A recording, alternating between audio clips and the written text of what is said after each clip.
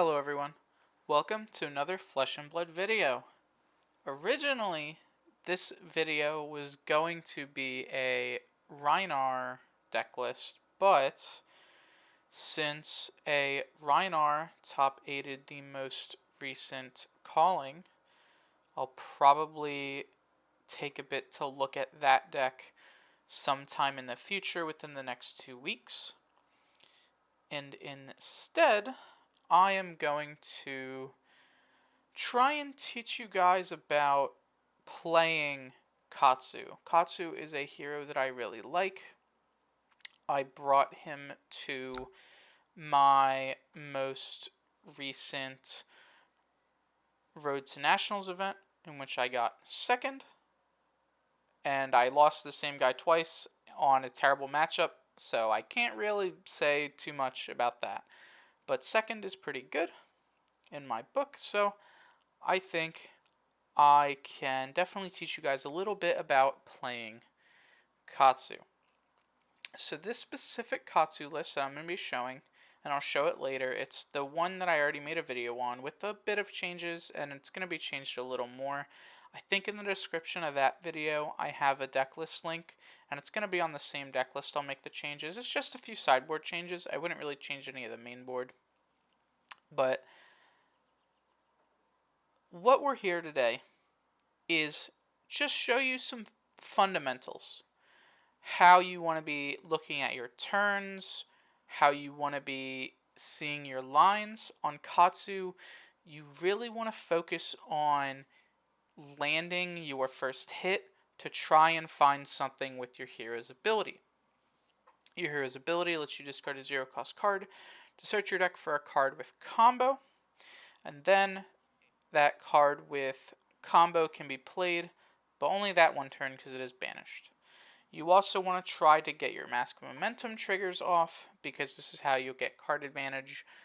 Most of your attacks come in for 3 to 4, so this is just an extra 3 or 4 damage that'll come in if you get this mask off, and it's really good with the Kodachis because it makes them waste a card or block with an equipment if you swing with 2 Kodachis. So the general idea of Ninja is there are 2 different types of turns. There are turns you're going to be using your Kodachis to threaten your Mask of Momentum by pitching a 0-cost blue, going Kodachi into some bigger attack. Or there are turns where you just have a really good hand to just play attacks and come in. So this is one of those hands. If you see, we have a red Be Like Water, a red 100 Winds, a yellow Descendant Gust Wave, and a yellow Art of War.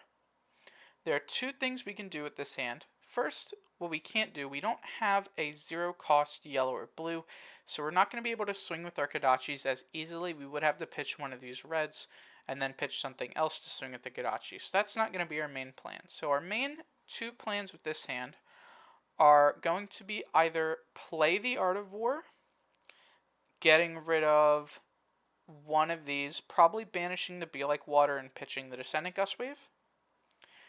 Or we can try to land the Be Like Water and turn it into a Surging Strike. So we can play our Descendant Gust Wave, and then we can discard our 100 Winds to go find Bonds of Ancestry.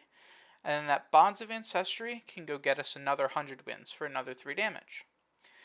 So since in this example we don't have any cards in our graveyard, I think the better play is to just go with the Art of War play. But depending on how late the game is, if this is like an endgame situation, it's better to go for the multiple attacks, because if your Be Like Water doesn't hit, you can still go for the 100 Winds after or the Descendant Gust Wave after. Although Art of War is very strong, on a hand like this, sometimes we're going to have a lot of cards. It really depends on the matchup. If you're on like an aggro matchup, the Art of War is always the better play here. But if you're on a slower matchup, in Oldhim, although Oldhim is now Living Legend because of the most recent event, he's still around for about a month. So if you're playing in any local events, the Art of War is a bit weaker into that matchup since they can block so efficiently. But for this example, we're going to go with the Art of War plan just so we can see more cards. So like I said, we're going to play this Art of War. We want to have the extra resource, and we do like our other 100 wins, so we're going to be pitching this Ascendant Gust Wave. Generally, you should always choose the buff and banish. There are some situations where you will choose go again, and unless you're doing Art of War on the offensive, you're never going to choose the block from Arsenal, so it should always be the buff and banish. So we're going to do that. The weaker card in our hand is Be Like Water. Even though now it's going to come in for 4 and we have a resource floating, it's a little less consistent than the 100 wins, because if we draw 100 wins or we draw Winds of Eternity, this can chain. Personally, I would also want the 100 wins in the discard pile, guaranteed, instead of the Be Like Water, because of late game Bonds of Ancestry searching. So we're going to banish this Be Like Water. We get a Lord of Wind and an Ancestral Empowerment, not too good of a hand. And we can't really start with a Gadachi because we pitched our Ascendant Gust Wave, so we're just going to play this 100 wins. And then we're going to use this Ancestral Empowerment to get another card. This is a really good ninja card. I'll talk about this later when I go look at the deck list more specifically, but generally your deck should be built to be mostly attacks, although some attack reactions or non-attack actions like this Ancestral Empowerment are really important. This one is probably the best one because it replaces itself, so we can just play it, get 1 extra damage, draw another card. We do another Ancestral Empowerment, so we're just going to play that other one, drawing an Inline Strike, which is perfect for us. So we get our effect. Looking at this hand, we have a Lord of Wind. We really don't want to discard with Katsu, and we're fine just playing the Inline Strike, so we're not going to use Katsu's ability since we don't need to chain this 100 wins into anything just yet. And now we're going to be able to play this Enlightened Strike, putting this Lord of Wind on the bottom.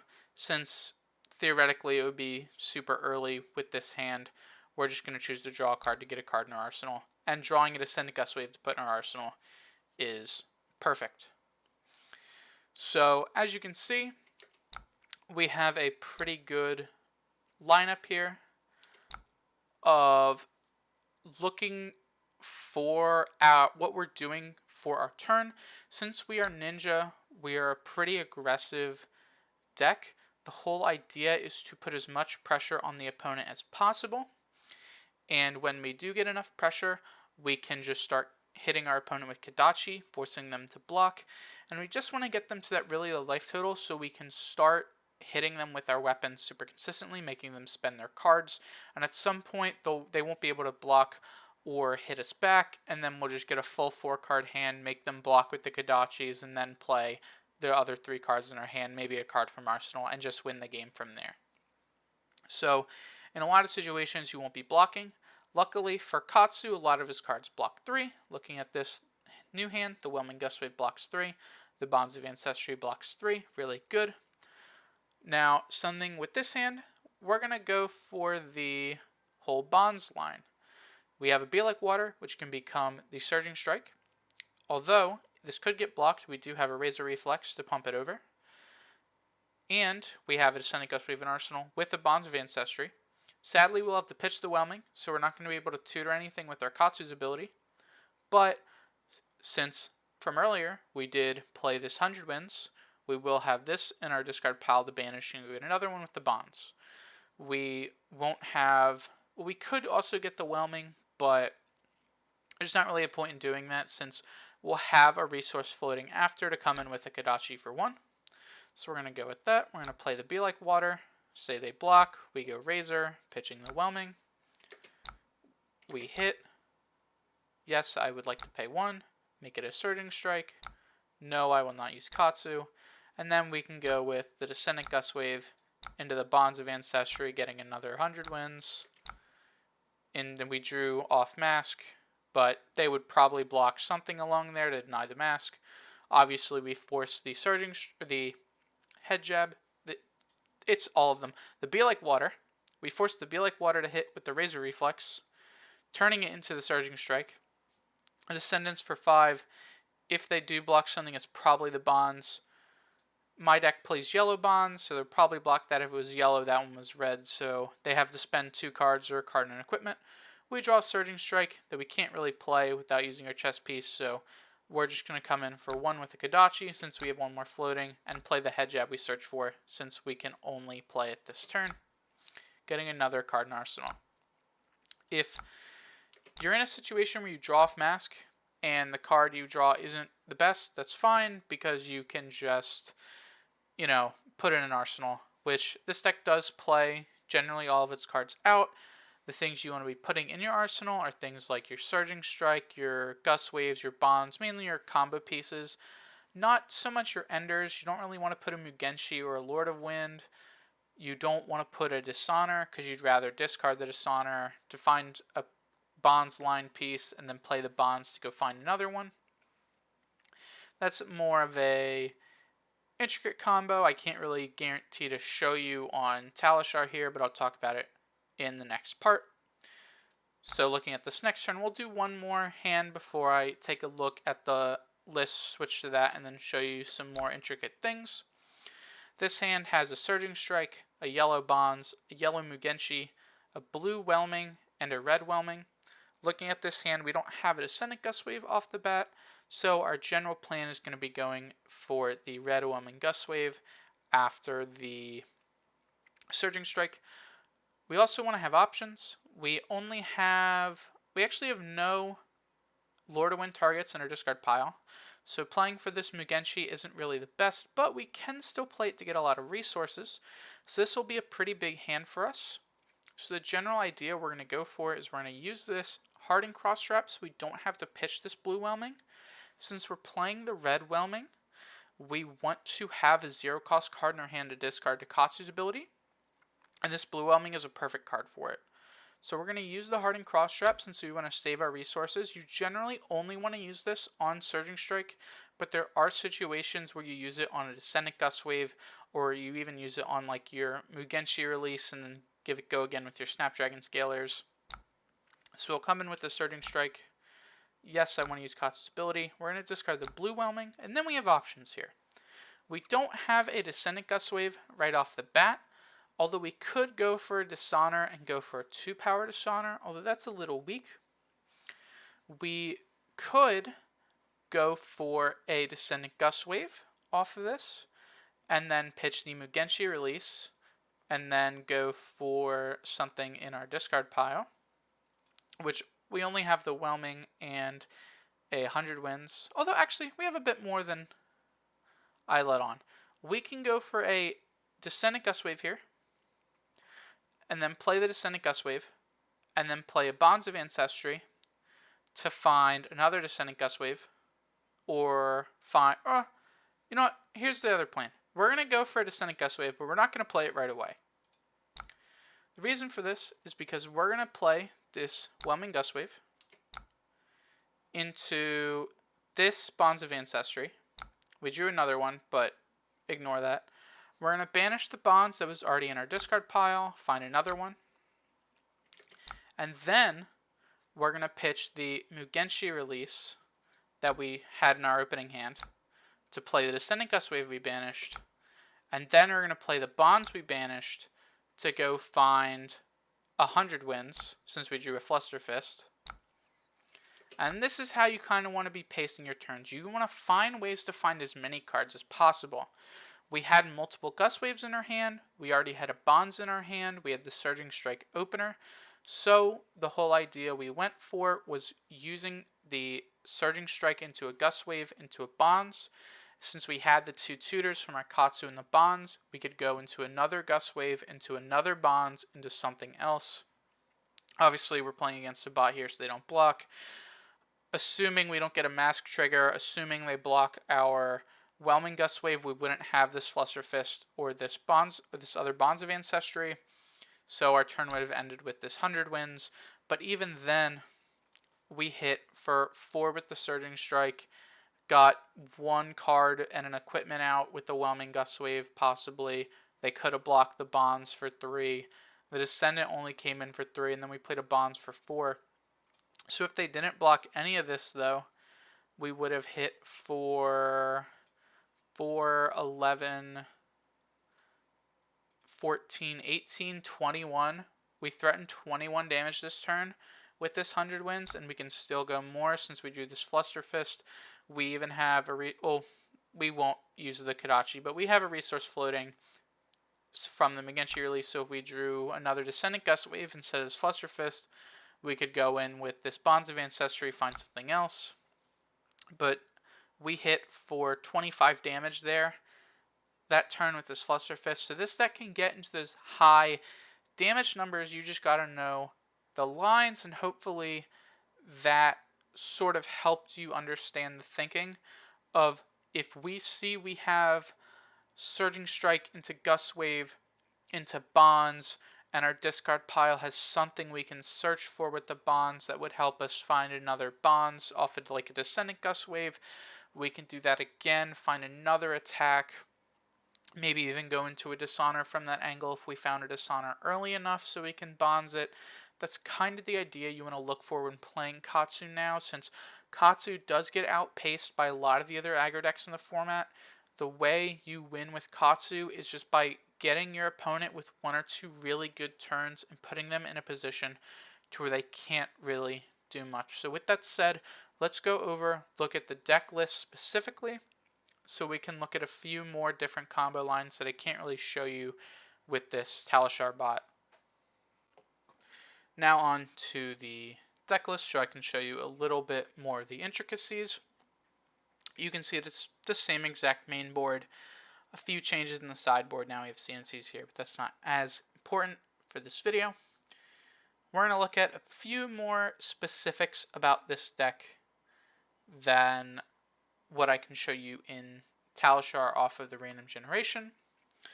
So you saw in the Talishar examples, I was going for a lot of 100 wins, but those were at the ends of the chains. In those examples, it would have been better for me to find a Flusterfist. Since the 100 wins end my turn anyway, the Flusterfist is always more damage, and I'm not going to be planning on playing another attack after. And the reason why these are in the deck is so if our Bonds ends with not a Dishonor, we can find one of these.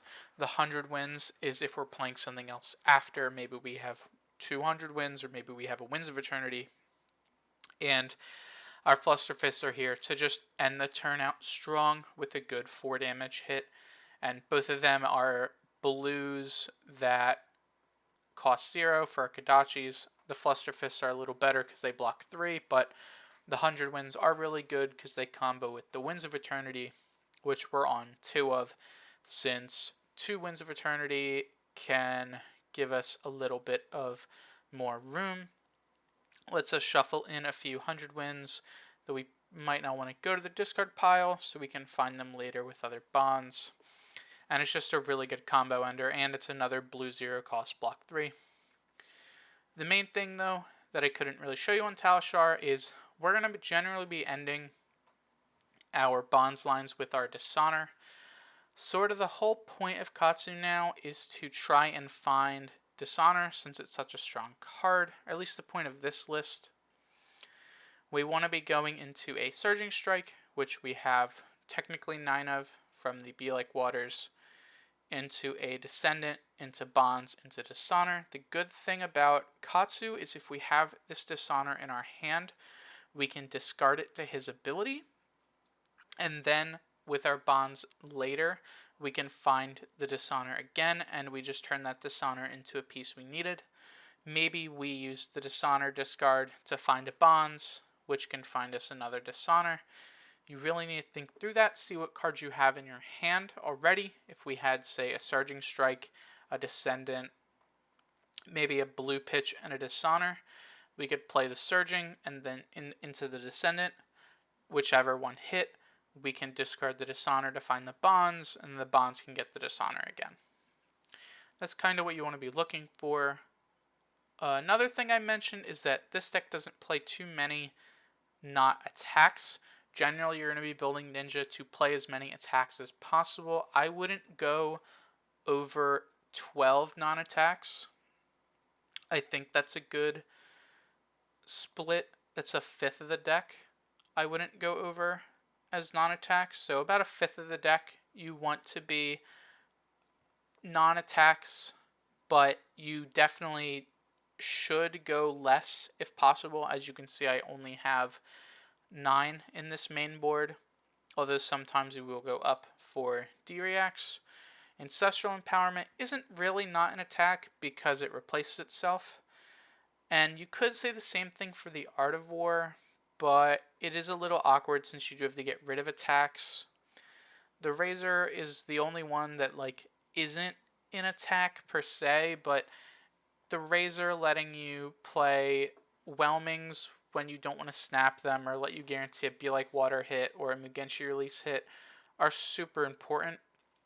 And even though we can't play the Razor on our Surging Striker or Bonds, we can play it on our Dishonor, on our E-Strike, on some of our other bigger hit effect attacks, our Winds of Eternity. These really important attacks that make Razor super important, which is why it's in here. And it's also really good for your combo lines as well, because if we have a Razor Reflex, we can think of different lines. It opens up more stuff for us. Instead of having to use our Snapdragon Scalers in a late game situation, we can play a Whelming Gust Wave and then Razor it into a Mugenshi release. Or if we have our snaps up still, we can play the Whelming. If they block it with more than one card, we can go into the snaps, into the Mugenshi, and then have the Razor for the Mugenshi release. So there are a lot of times where Razor Reflex opens up our combo lines, and it lets us think of new ways to play out our game. Generally, your deck won't give you the same lines in an event. Even in 10 events, you might never pull off the exact same line, because there are so many ways this deck can find pieces, and there's so many ways this deck can extend. That might be too much of a variance that I'm saying, but there are so many ways you can find lines. You can go, cross-strap surging into Whelming Gust Wave, into pay for another surging, into Descendant Gust Wave. You can go Be Like Water, Razor it so it hits, or Ancestral it so it hits, into Descendant, Bonds, Dishonor. You could go Be Like Water same way, Ancestral it into Whelming, Bonds, into another Descendant, or into a Fluster Fist. There are so many different variations of combo lines that it makes Katsu feel super good to play, since you're never really doing the same thing every time. And Katsu, because of that, is just really consistent, because he has these tutors in the Bonds of Ancestry and in his own ability. So you can have this flexibility of going for a Surging Strike into a Whelming Gust Wave into an E-Strike, or you go for your Bonds line, but you think, you don't really need to go for the Dishonor here. You can go for a Whelming with a Razor into a Mugenshi release. There are a bunch of variations that you need to think of while you're playing, and that's why I kind of wanted to make this video, so I could sort of show you some of these examples, get you in the mindset of thinking, how am I going to play out my turn? Is there a way I can extend here? Am I fine just stopping here and arsenaling my last card? How do I go about looking for my mask? How do I search with Katsu? What's fine to discard? Sort of that sense. And I think a list like this, or a similar list like it, like this Bonds toolbox type list, is where you should be looking. All coming off the Surging Strike with 100 wins and Fluster Fist as some extra attacks. I think is generally what newer Katsu players probably should be looking at, and I think it's what's good for Katsu right now. I'm sure there are other Katsu variations that people are playing. I'm sure some people will play a leg tap variant. I'm sure that's decent right now, but I think for the tools that Katsu got in Outsiders, the strongest thing right now is this Dishonor-ish deck. There are variations you can swap. Some people don't play these yellow Bonds or Descendants. Some people, don't play 6 Flusterfists and 100 wins. Some people probably don't play this Be Like Water here, even though I think it's more useful than Blue Surging Strike. There are like different variations, and obviously, you don't need to copy this deck card for card. There are cards you can swap out if you like them later, but for a good baseline, this deck will help you understand how to play your bonds turns, how to play your weird combo turns with maybe a Mugenshi release, or like a double Fluster Fist with the Razor Reflex. Stuff like that, this deck can help teach you that. And I think that will get you sort of in the mindset to play Katsu. Even though Katsu right now isn't the strongest deck, I think he's a lot of fun to play, and I think he is still pretty good even though he's not the strongest deck right now. He does lose to Lexi and Azalea, but other than that, his matchups really aren't that bad. Azuri is pretty close. He's actually not terrible into Oldhim, so him leaving kinda hurts you a little bit, but honestly, into most of the other meta, Katsu should be fine. Ranger should be your only problems, and if we look at the sideboard here, the CNCs help you against that. These Z-Pots are probably going to turn into something to help for your Ranger matchup, because that is the one hard matchup. But if you do learn it, you should be perfectly fine. You should be able to go. It shouldn't matter what matchup you're playing against once you know sort of these combo lines, because okay, in this matchup I should be going for a Dishonor. In this matchup, I just want to push damage as fast as possible. That's sort of something you have to learn from playing, but by playing is how you get better.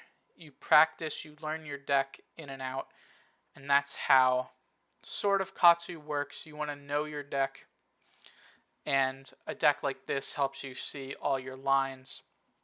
It lets you put together what you want to do. I know I'm rambling on here at the end, so I'm just going to probably end the video around here.